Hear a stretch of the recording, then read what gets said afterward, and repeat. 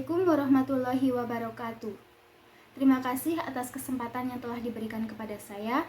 Hari ini saya akan menyampaikan seminar pendidikan profesi guru prajabatan mengenai paradigma baru terhadap makna guru. Ya, dosen pembimbing saya yaitu ada Ibu Isna Farasanti MPD, lalu penguji saya yaitu ada Ibu Anggraini Siwi MPD dan Ibu Suparti. Baik, untuk selanjutnya perkenankanlah saya untuk memperkenalkan diri. Nama saya Tutus Puspa Asih dengan nomor NIM 2222520009 dari kelas PGSD PPG Prajabatan Gelombang 2 Universitas Veteran Bangun Nusantara. Pada kesempatan ini terdapat 5 pokok bahasan yang akan saya sampaikan pada seminar pendidikan profesi guru ini. Yang pertama ada review mata kuliah, lalu yang kedua saya akan menyampaikan pengalaman bermakna atau good practice. Yang ketiga yaitu desain inovasi pembelajaran yang telah saya susun. Lalu yang ketiga ada rencana tindak lanjut. Dan yang terakhir atau yang kelima yaitu saya akan menyampaikan perubahan paradigma baru tentang makna guru. Baik, selanjutnya saya akan mereview mata kuliah pada PPG Prajabatan ini. Selama mengikuti perkuliahan PPG Prajabatan ini, banyak hal yang telah saya pelajari dari kurang lebih ada 13 mata kuliah yang terbagi atas mata kuliah inti, mata kuliah selektif, dan mata kuliah elektif. Alur pembelajaran tiap mata kuliah pada tiap topiknya menggunakan alur merdeka, yaitu ada mulai dari diri, eksplorasi konsep, ruang kolaborasi, demonstrasi kontekstual, elaborasi pemahaman, lalu ada koneksi antar materi dan aksi nyata. Nah, belajar dengan alur merdeka ini merupakan pengalaman baru bagi saya. Nah, dengan alur merdeka ini memudahkan saya untuk mempelajari mata kuliah pada setiap topiknya. Baik, dari 13 mata kuliah yang ada selama mengikuti perkuliahan PPG Prajabatan ini, terdapat satu mata kuliah yang saya pilih atau menarik bagi saya, yaitu mata kuliah Prinsip Pengajaran dan Asesmen yang Efektif 1 di SG. Mata kuliah ini saya pelajari saat saya di semester 1. Pembelajaran dan asesmen adalah kesatuan yang tidak terpisahkan ya. Keduanya merupakan roh atau inti dari sebuah kurikulum pendidikan. Termasuk di dalamnya adalah mengenai kurikulum merdeka. Kegiatan pembelajaran diawali dengan proses perencanaan asesmen dan perencanaan pembelajaran. Dalam hal ini, pendidik atau guru merancang asesmen yang akan dilaksanakan di awal pembelajaran, asesmen saat pembelajaran, dan asesmen di akhir pembelajaran. Saat perkuliahan mata kuliah Prinsip Pengajaran dan Asesmen 1 ini, saya belajar untuk menganalisis ada RPP, modul ajar, lalu ada bahan ajar, media pembelajaran, dan bahkan saya menganalisis tentang asesmen atau penilaian ya. Mata kuliah ini penting sekali karena di dalamnya memuat pembelajaran dan asesmen untuk paradigma baru dan paradigma lama. Dan dengan mempelajari ini, saya bisa membedakan antara pembelajaran pada paradigma baru dan pembelajaran pada paradigma lama. Lalu seperti misalnya saat kita akan menyusun rencana pembelajaran. Pada paradigma baru, saat menyusun rencana pembelajaran, kita memperhatikan namanya kompetensi inti atau kompetensi dasar. Nah, namun pada paradigma baru ini, kita tidak menggunakan itu lagi. Nah, pada paradigma baru ini, kita menyusun rencana pembelajaran itu berdasarkan CP atau capaian pembelajaran, lalu kita turunkan menjadi tujuan pembelajaran, lalu kita turunkan lagi menjadi alur tujuan pembelajaran. Nah, alur tujuan pembelajaran ini atau ATP ini adalah langkah-langkah atau tahapan yang akan kita lalui saat pembelajaran berlangsung bersama peserta didik. Nah, lalu selain itu kita juga belajar mengenai asesmen atau penilaian. Dari pembelajaran PPAE ini, kita juga bisa membandingkan asesmen pada paradigma baru dan asesmen pada paradigma lama. Dulu yang kita tahu itu penilaian yang dilakukan guru itu lebih mengutamakan di akhir ya, atau namanya itu ulangan semester. Nah, namun pada paradigma baru ini, kita seorang guru itu harus juga mengutamakan penilaian proses belajarnya. Nah, pembelajaran yang efektif ini pada paradigma baru ini adalah pembelajaran yang lebih memperhatikan proses daripada hasilnya, seperti itu. Baik. Mata kuliah prinsip pengajaran dan asesmen yang efektif 1 di sekolah dasar ini memuat 7 topik. Nah, dari 7 topik di mata kuliah ini, saya memusatkannya pada topik 5, yaitu mengenai implementasi prinsip dan strategi pembelajaran paradigma baru dalam pelaksanaan pembelajaran dan asesmen yang efektif 1 di sekolah dasar. Pada topik 5 ini menjadi pembelajaran bermakna bagi saya, karena pada topik 5 ini di bagian eksplorasi konsep itu ditekankan pada pemahaman tentang prinsip asesmen di kurikulum merdeka. Nah, asesmen itu apa sih? Nah, asesmen adalah asesmen atau penilaian itu merupakan proses pengumpulan dan pengolahan informasi untuk mengukur pencapaian hasil belajar peserta didik. Nah, hasil belajar di sini yang kita pahami itu ada 3 ranah ya, ada sikap, pengetahuan, dan keterampilan. Asesmen pada 3 ranah ini tidak dilakukan secara terpisah, nah, melainkan dilakukan terpadu dengan pembelajaran. Pada rumusan capaian pembelajaran telah mengakomodasi 3 ranah itu tadi, sikap, keterampilan, dan pengetahuan. Pada saat pendidik melakukan asesmen berdasarkan tujuan pembelajaran yang merupakan turunan dari capaian pembelajaran, maka secara langsung keterpaduan ini sudah terpenuhi. Dengan demikian, pendidik tidak perlu lagi memilih asesmen berdasarkan 3 ranah tadi, sikap, pengetahuan, dan keterampilan. Seperti itu. Setelah saya mempelajari topik ini, saya belajar bahwa pengetahuan guru tentang penilaian atau asesmen itu saat ini masih berfokus pada asesmen sumatif atau penilaian di akhir semester saja. Nah, penilaian pada proses pembelajaran, penilaian proses pembelajaran oleh peserta didik itu dalam mengikuti pembelajaran masih kurang diperhatikan. Nah, pada paradigma baru ini, guru dituntut untuk lebih fokus pada penilaian proses belajar. Salah satu penilaian yang sangat berguna dalam kegiatan proses belajar mengajar adalah penilaian diri sendiri. Namun, penilaian ini masih sangat jarang atau bahkan jarang sekali dipergunakan di sekolah. Nah, paling sedikit juga digunakan di kelas. Penilaian diri sendiri ini menjadi kritis karena penilaian ini itu diperlukan bagi peserta didik pada saat ini dan digunakan sepanjang waktu dalam kehidupan mereka sebagai upaya memantau tindakan peserta didik. Penilaian diri merupakan suatu teknik penilaian di mana peserta didik diminta untuk menilai dirinya sendiri berkaitan dengan status, proses, dan tingkat pencapaian kompetensi yang telah dipelajari atau berbagai hal lainnya. Penilaian diri merupakan asesmen yang dilakukan oleh peserta didik di mana peserta didik dapat mengevaluasi kinerja mereka sendiri, mengetahui kelemahan dan kekuatan mereka, lalu sikap dan minat mereka, dan kebutuhan untuk melakukan perbaikan.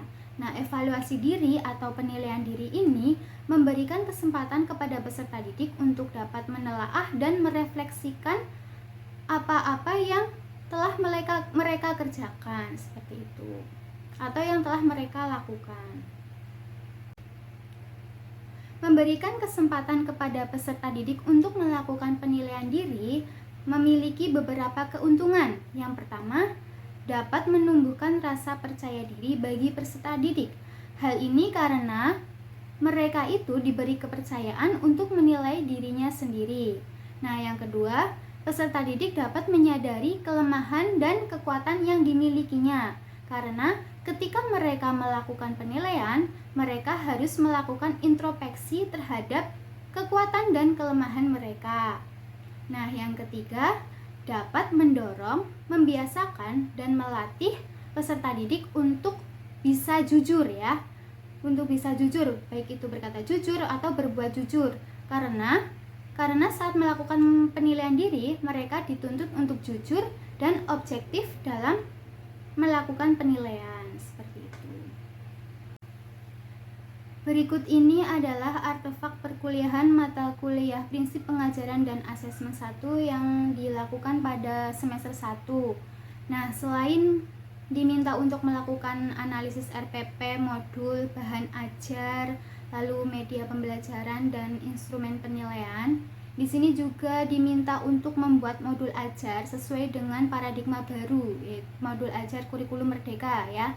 Nah, yang susunannya mulai dari capaian pembelajaran, diturunkan menjadi tujuan pembelajaran, dan diturunkan lagi menjadi alur tujuan pembelajaran. Nah, di dalam modul ajar ini juga sudah memuat ada bahan ajar, media pembelajaran, dan juga instrumen penilaian atau asesmen yang sesuai dengan paradigma baru ini. Untuk link aksesnya dapat diakses pada link Google Drive berikut. Ketika saya mengikuti PPL, saya melakukan observasi dan ditemukan bahwa guru-guru itu dalam melakukan pembelajaran belum melakukan namanya penilaian diri. Oleh sebab itu, muncul inovasi yaitu yang saya beri nama Exit Ticket Pack and of Lesson Self Assessment atau penilaian diri akhir pembelajaran. Nah, tiket ini saya berikan kepada peserta didik setelah selesai melakukan evaluasi atau setelah menyelesaikan soal evaluasi. Nah, isi dari tiket ini yaitu tentang ungkapan perasaanmu hari ini, lalu saya belajar mengenai apa saja, ketiga, kegiatan yang paling disukai, dan yang keempat, kegiatan yang paling sulit. Pengembangan dari adanya inovasi ini yaitu dapat disesuaikan dengan mata pelajaran apapun ya. Nah, dan juga tiket ini dapat divariasi bentuknya. Nah, untuk setiap pemberian tiket untuk penilaian diri, bentuknya itu tidak selalu seperti ini. Nanti bisa saya inovasikan, saya variasikan lagi, dan komponennya juga saya variasikan seperti itu.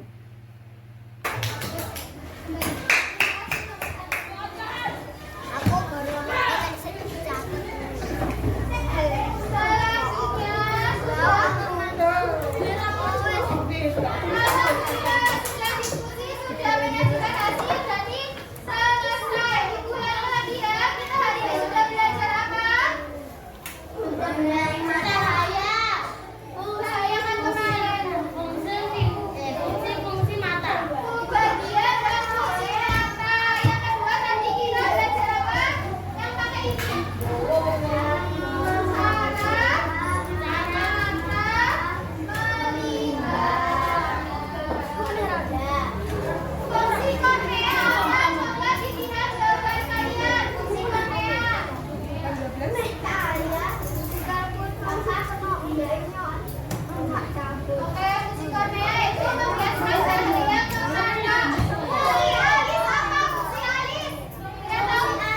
fungsi alis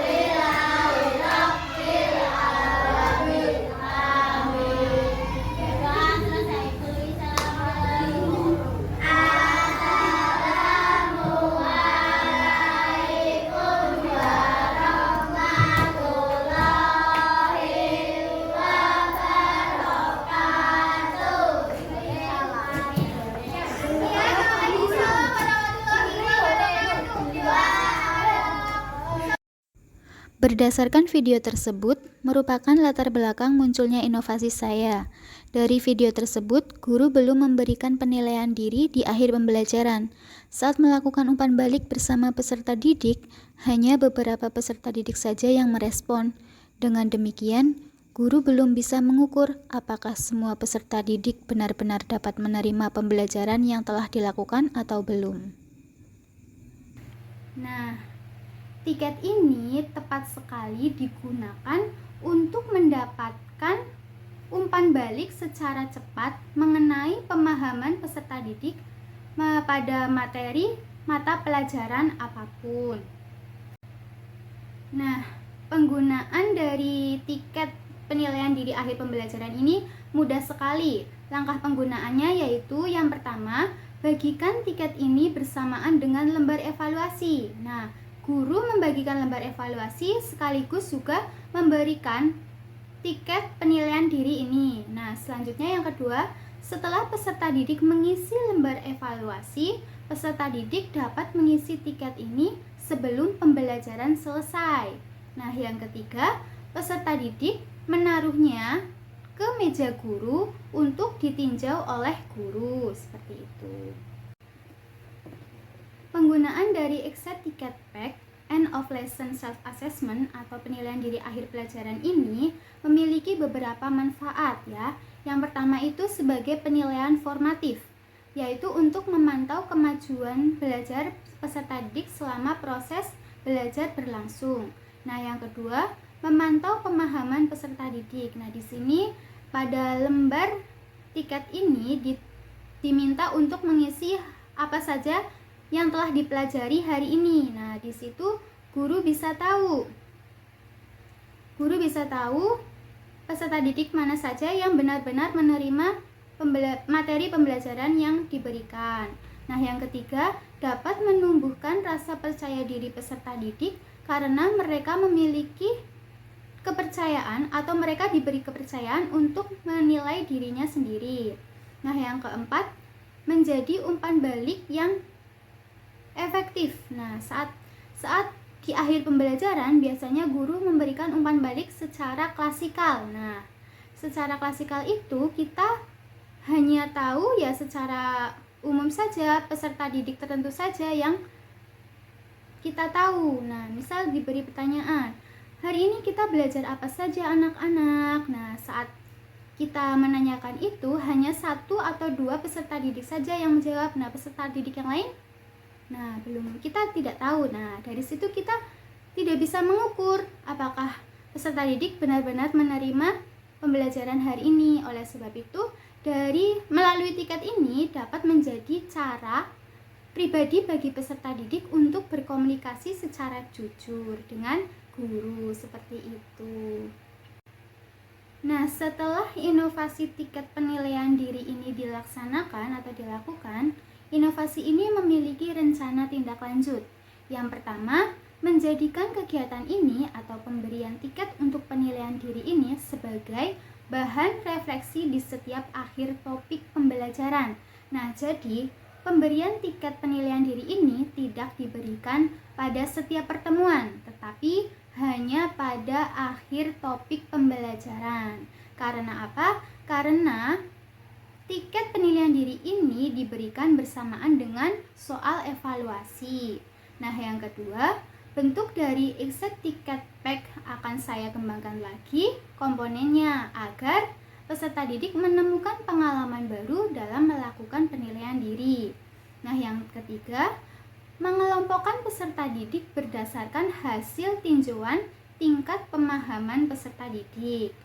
Nah, yang keempat, guru merefleksikan diri sesuai hasil tinjauan pada Exit Ticket Pack untuk menciptakan pembelajaran yang lebih baik lagi.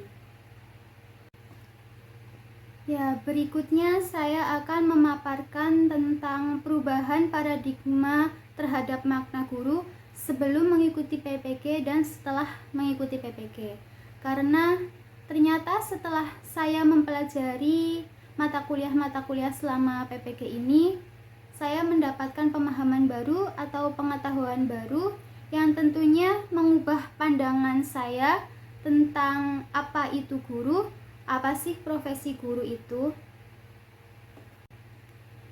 Baik, makna guru bagi saya sebelum mengikuti PPG yaitu anggapan saya tentang guru adalah profesi yang statis. Nah, karena apa? Karena kegiatan pembelajaran yang dilakukan oleh guru itu setiap harinya itu berulang-ulang, itu sama, selalu sama setiap harinya. Ya, dengan metode ceramah, mentransfer pengetahuan, dan selalu diakhiri dengan pemberian soal-soal atau mengerjakan soal. Nah, ya kan? Setiap hari diulang-ulang terus seperti itu. Nah, oleh sebab itu saya ibaratkan profesi guru ini kayak botol berisi air.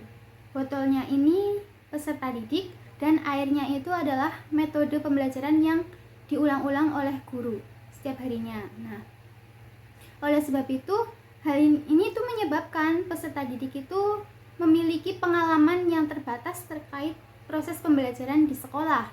Nah, guru itu tidak melakukan inovasi pembelajaran atau melakukan variasi pembelajaran, serta tidak melakukan refleksi apakah pembelajaran yang dia lakukan itu sudah sesuai dengan kebutuhan atau karakteristik peserta didik seperti itu.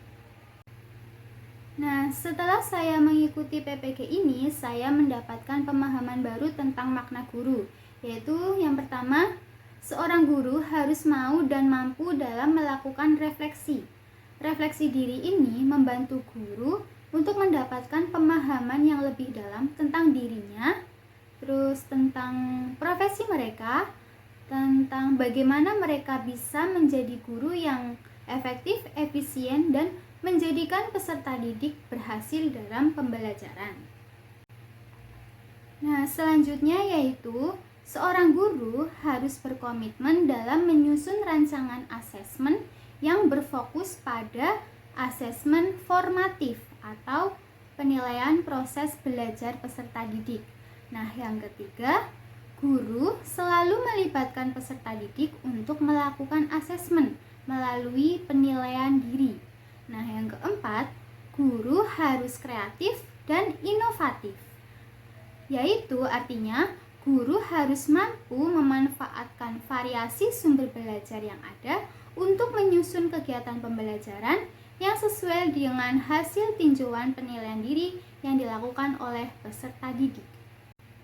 Nah, berdasarkan dari beberapa pandangan baru saya terkait dengan makna guru, dapat ditarik kesimpulan bahwa sebagai guru yang telah mempelajari mata kuliah prinsip pengajaran dan asesmen 1 di SD, saya menyadari bahwa seorang guru atau profesi guru adalah profesi yang dinamis, bukan statis. Nah, dinamis dalam hal ini artinya seorang guru mau dan mampu untuk melakukan perubahan. Seorang guru mau menerima masukan dari siapapun, termasuk dari peserta didiknya. Nah, seorang guru juga melibatkan peserta didik untuk melakukan asesmen, salah satunya melalui penilaian diri. Nah, dari hasil tinjauan penilaian diri yang dilakukan oleh peserta didik, dapat dijadikan guru untuk bahan refleksi untuk meningkatkan mutu pembelajaran. Baik, mungkin itu saja yang dapat saya sampaikan. Apabila terdapat tutur kata yang kurang berkenan, saya mohon maaf yang setulus-tulusnya. Terima kasih. Wassalamualaikum warahmatullahi wabarakatuh.